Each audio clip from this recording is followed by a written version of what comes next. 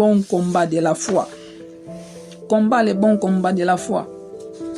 Choisis de garder ton cœur, s'il te plaît. Choisis de garder ton cœur. Salut Mr. Cadet, comment tu vas? Choisis sincèrement, je t'en supplie. Choisis. Parce que la Bible dit, Romains 3:23, car tous ont péché et sont privés de la gloire de Dieu. Donc c'est ça que je t'ai parlé. À part les événements de la vie, il y a aussi la nature pécheresse. Et cette nature pécheresse, en cause des dégâts comme pas possible. En cause des dégâts comme pas possible. Car il y a des blessures de l'âme. Il y a des blessures de l'âme qui causent des dégâts comme pas possible. Comme pas possible. Donc c'est pour cela il est important, bien-aimé, je t'en supplie, il est important de veiller sur son cœur. Il est important. Dieu ne veut laisser personne avec les blessures intérieures. Dieu veut renouveler les êtres humains. Dieu veut renouveler les êtres humains.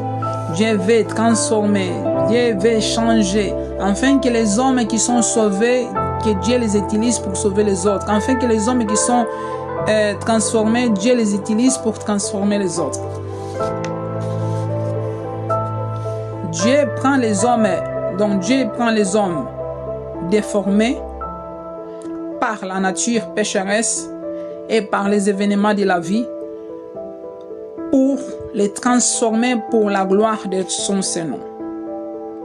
Dieu veut te prendre, te renouveler, te changer, afin que tu deviennes, si je peux dire ça comme un panneau publicitaire. Parce que lorsque les gens voient ta vie passée, et voient ta vie présente, ils disent réellement Dieu existe. Parce que j'ai connu cet homme dans le passé. J'ai connu cette femme dans le passé. Mais ce qui est devenu aujourd'hui, ce n'est pas un fruit de hasard. C'est parce que Dieu existe. Parce que Dieu, il rachète les hommes. Il rachète les hommes et les transforme. Et Dieu ne fait rien à force. Dieu ne fait rien à force. Dieu fait tout avec la collaboration de l'homme. C'est pour cela il a la place du Saint-Esprit. Parce que c'est le Saint-Esprit qui nous aide à faire donc tous ces cheminements. On ne peut pas faire tout cela par nous-mêmes. C'est impossible, bien-aimé. On ne peut pas faire tout cela par nous-mêmes. C'est impossible. C'est impossible. Lorsque nous venons, parce que lorsque nous venons à Dieu, nous venons à Dieu donc par les salis. Mais les salis n'est pas la fin de toutes choses. Les salis est le début de toutes choses. Lorsque nous recevons le Seigneur Jésus-Christ comme notre Seigneur et notre Sauveur, c'est le début de toutes choses. Mais le salut est instantané, mais la sanctification n'est pas instantanée. La sanctification fait le parcours de tout au long de notre vie avec le Seigneur, parce que c'est à travers la sanctification, c'est à travers la sanctification que nous sommes transformés. En fait, que le Seigneur puisse travailler à l'intérieur de nous, jour après jour, jour après jour. Et cette sanctification se manifeste tout au long de notre vie chrétienne. Parce que le salut, ça constitue comme nous pouvons l'appeler la réintégration, parce que lorsqu'il y a eu la chute, de Adam et Ève, l'homme a été désintégré de Dieu. Maintenant, par le salut, l'homme il est réintégré, donc dans son statut devant Dieu, en Christ et pour Christ, et l'homme il est réconcilié avec Dieu. Donc, pourquoi Dieu désire-t-il renouveler les hommes? Pourquoi Dieu désire-t-il transformer les hommes à son image et à sa ressemblance? Parce que Dieu nous aime profondément.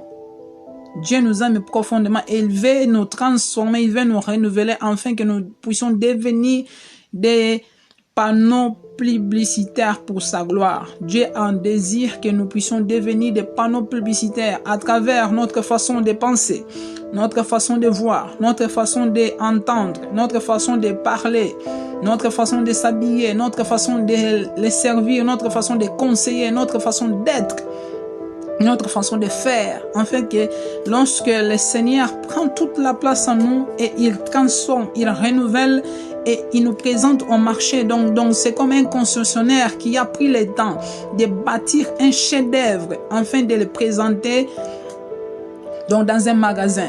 Et lorsque le diamant donc dans son état brut, donc c'est comme toi et moi, nous sommes des diamants donc dans l'état brut, donc Dieu veut prendre le temps, Dieu veut prendre le temps d'enlever toutes les saletés. Et lorsqu'il va présenter le diamant dans un miroir, dans un tiroir, tu vas briller. La plupart de nous, on veut être devant le pupitre, on veut faire des choses belles pour Dieu, c'est bon, mais Dieu a envie d'abord de travailler notre caractère. Parce que si tu es exposé avant le temps, tu ne vas pas être apprécié, tu ne vas pas être loué, non. C'est comme les diamants, lorsque on te les présente donc dans son état brut, tu ne vas pas vouloir donc bien l'apprécier. En fait, donc il ne va pas briller donc de la même façon lorsqu'il est bien traité en fait. Donc de la même façon, toi et moi, lorsque nous ne sommes pas bien traités donc de l'intérieur, donc lorsque Dieu n'a pas encore fini de faire son travail, il ne peut pas t'exposer. Pourquoi il ne peut pas t'exposer? Parce que le travail n'est pas encore fini. C'est pour ça qu'il est important que le travail, que Dieu puisse finir. Et comment Dieu puisse finir son travail? C'est lorsque tu lui laisses la place. Dieu a besoin de la place. Dieu ne travaille jamais à force. Dieu travaille en collaboration avec les hommes. C'est pour ça que notre monde, il est aujourd'hui tel qu'il est. Parce que les hommes ont décidé de faire ce qu'ils ont envie de faire. Ils ont envie de mettre Dieu dehors. Et Dieu travaille avec ceux qui les donnent donc la place de travailler. C'est pour cela que nous voyons ce que nous voyons. À ceux qui se consacrent à Dieu, donc Dieu travaille avec eux. Mais la plupart ont mis Dieu dehors. Dans les écoles, Dieu dehors. Dans les commerces, dehors. Dans les nations, Dieu dehors. C'est pour cela qu'on a plus de calamités et qu'une autre chose. Mais je m'en réjouis parce que je sais que le Seigneur n'a pas dit son dernier mot. Une chose que je m'en réjouis, c'est parce que le Seigneur n'a pas dit son dernier mot. Il a dit qu'au dernier jour, il déversera son esprit sur toute chair. Sur toute chair. Les hommes, donc les hommes et les femmes, même les enfants, même les vieillards, même ceux qui n'auront pas crié, ils verront la magnificence et la manifestation de la gloire de Dieu. Et ils en témoigneront réellement, il existe un Dieu.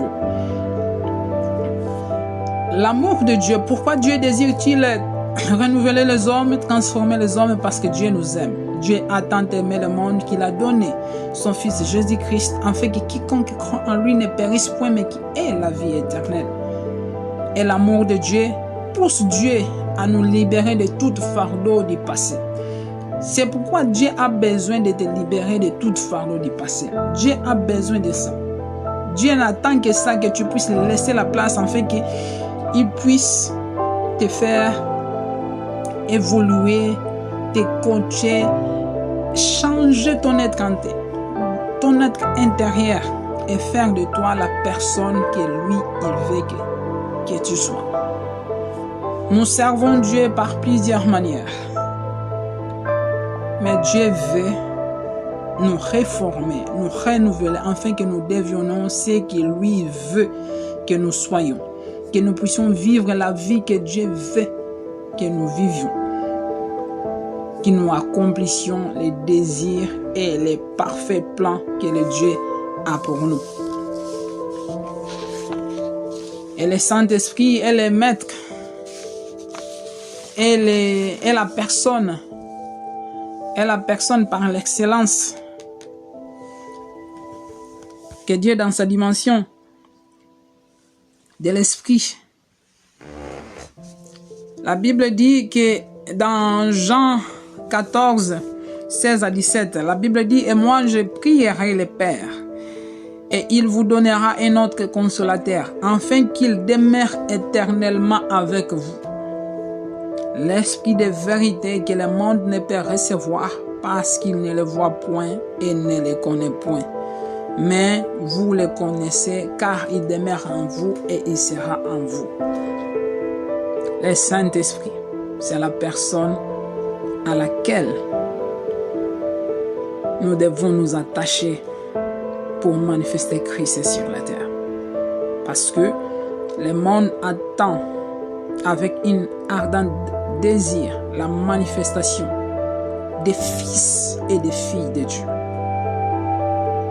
Le monde attend avec un ardent désir la manifestation des fils et des filles de Dieu. Le monde nous attend. Lorsque nous partons à l'église, nous faisons du bien.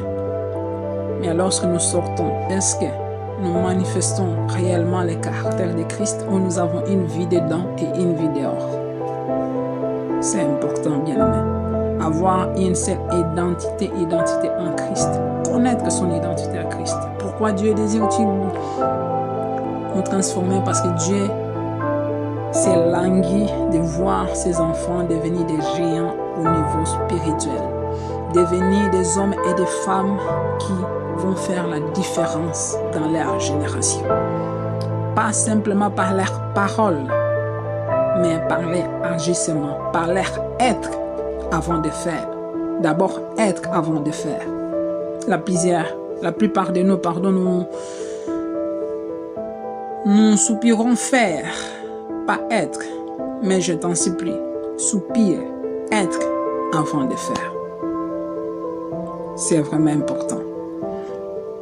Dieu désire nous transformer afin que nous soyons des panneaux publicitaires pour sa gloire.